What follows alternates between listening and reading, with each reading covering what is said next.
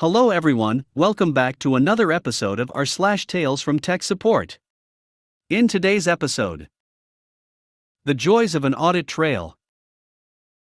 The job that took a tad longer than planned. Reading comprehension not required. Users are removing hard drives while the computer is on. Before we get started, make sure to subscribe so you will never miss a video. So let's get started. The joys of an audit trail. On one system my team developed, I built functionality to optionally allow the auditing of data changes for any column in the database. This was built in response to a new requirement from the customer to audit changes to 3 columns in particular, but thinking ahead, it was obvious to me that this kind of audit trail could be very valuable to us in the future. So I built a more general-purpose auditing system, and used my own discretion to turn on auditing for any additional columns I judged could be an issue, which were many. I am so glad I did, because anyone who's built a custom system like this, and worked support for it, knows how much some users like to blame the system for their own inability to do their jobs properly, and will take every opportunity to try to throw you under the bus for their own F***ck ups. We got a lot of tickets from users where the audit trail saved our asses, but the user who really stood out was this one woman I'll call Janine. How this nitwit ended up managing projects worth tens of millions of dollars for a Fortune 500 company, I'll never know. Here are some examples of the kinds of tickets we'd get from Janine.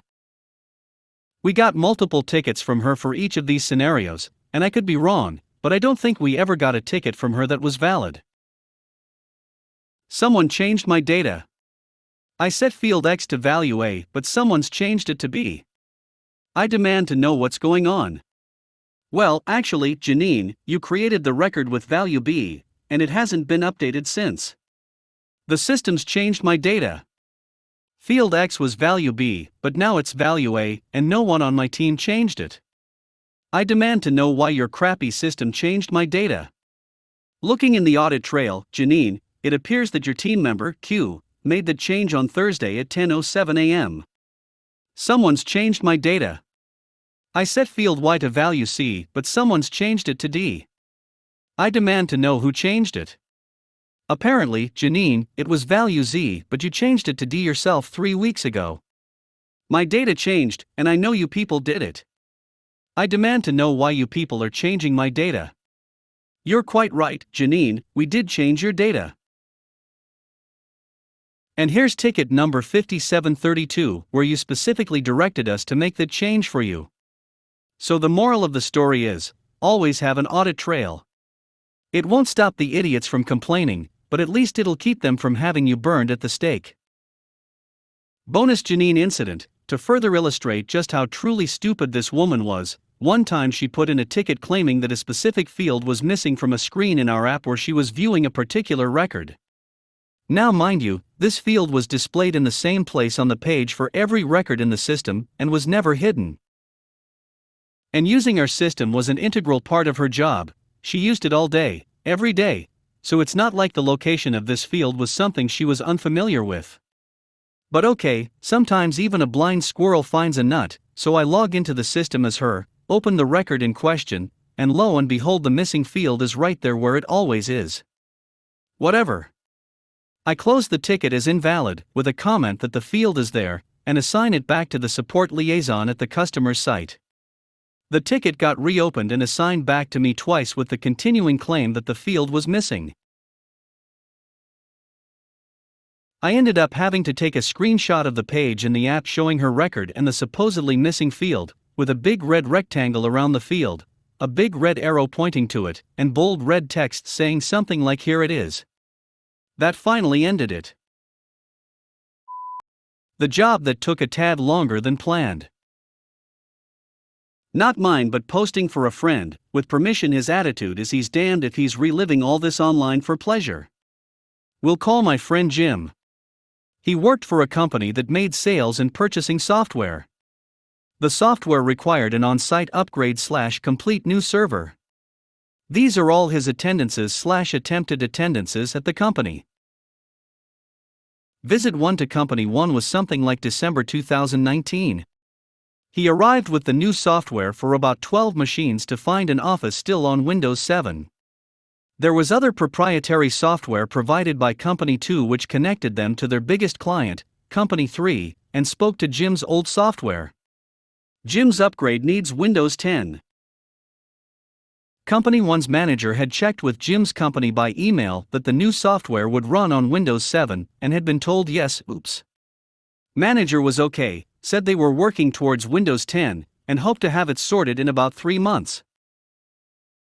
Visit 2 was planned for the day lockdown started. This was never going to be an installation visit, it was seeing what they could do to get more people working remotely in case there was a lockdown. Cancelled. Visit 3 The first break in total lockdown enough had been sorted that installation could take place at Company 1. So they thought. Company 2's proprietary software simply would not talk to Jim's software as it did with the previous software. Can they get a rep from the Company 2 down here? No, only one UK engineer, and he's booked solid for a fortnight post-total lockdown. Managed to get old software working on a few laptops for home working, and agreed to liaise with Company 2 and come back. Between visits 3 and 4, Company 2 went under due to COVID. Everything is on hold. Jim's company tries, but fails, to bid to be new software supplier for Company 3. Enter Company 4. Company 4 work with Jim's company to make sure their programs don't clash. They don't, phew. But for reasons Jim was never told, Company 1 decided to have Company 4's software replaced before Jim's software was replaced. Visit 4 turned up, case of COVID in office discovered 20 minutes ago. Everyone sent home.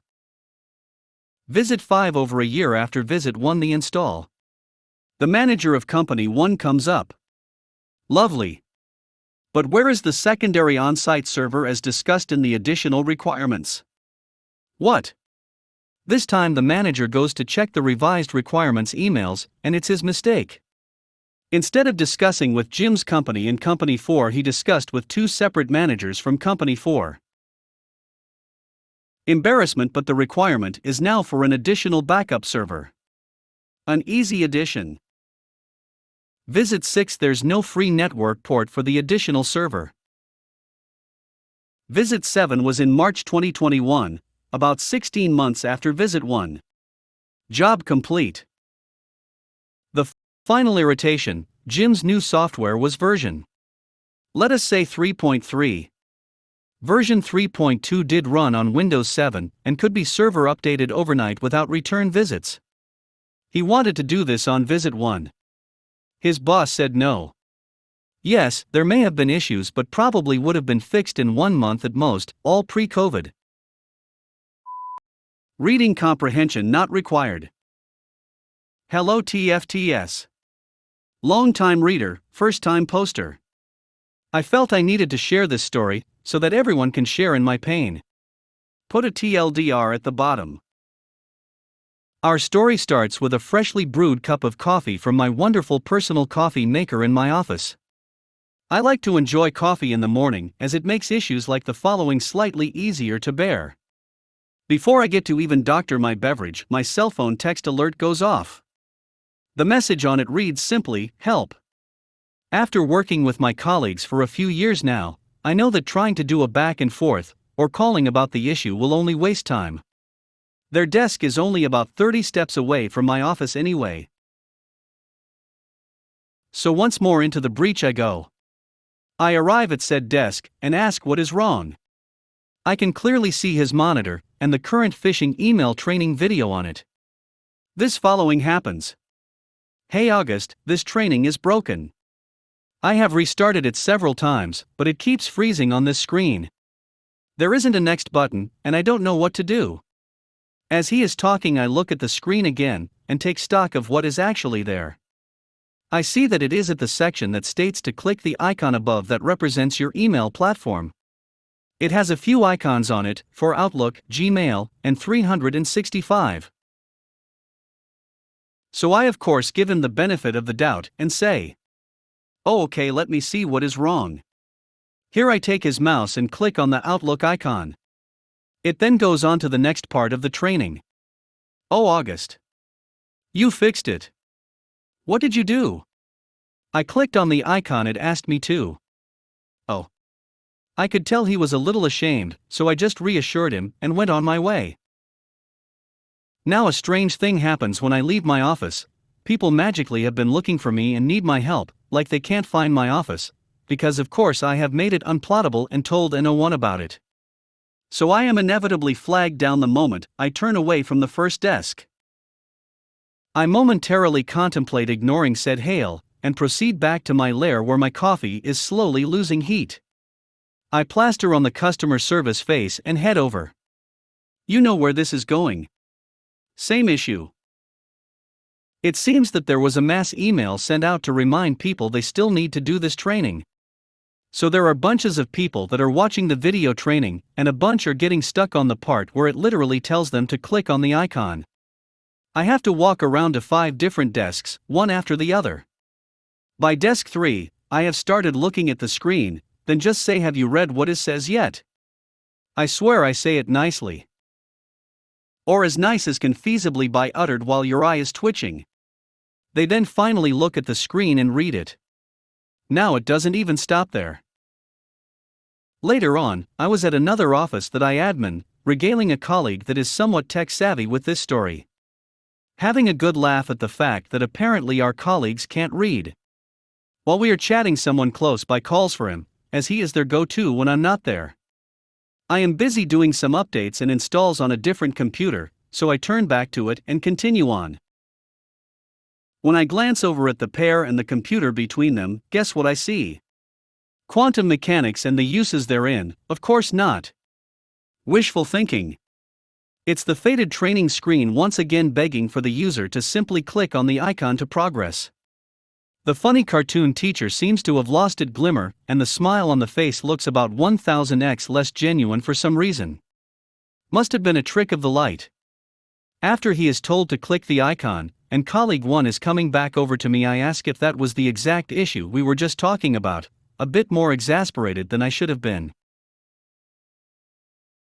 To which he throws up his hands and says, "I'm not throwing anyone under the bus." I chuckle and say fair enough. This does, however, make me wonder if the training was perhaps a bit too advanced for our users. I mean, there wasn't pretty colors or flashing lights accompanying the request or anything. TLDR, far too many people can't follow directions on the screen to click an icon to finish a training video. Users are removing hard drives while the computer is on. So, a little backstory. We have computers with removable hard drives. You can literally push a button on the front of the tower and pull the hard drive out. This is because the users have to lock up those drives at the end of the day. Apparently, some users are convinced that they are supposed to leave the system on, and with it powered up and the OS still running, eject the drive and lock it up for the day. And it gets better. They will then leave the system powered up, or if they actually shut the system down before ejecting said drive, power the computer up sans hard drive. This is so it can get updates over the night. You know, the ones that are patches and software pushes for the computer. Which at this point doesn't have a hard drive. So it'll just sit there all night with no boot device found, supposedly getting updates. I'm not making this up.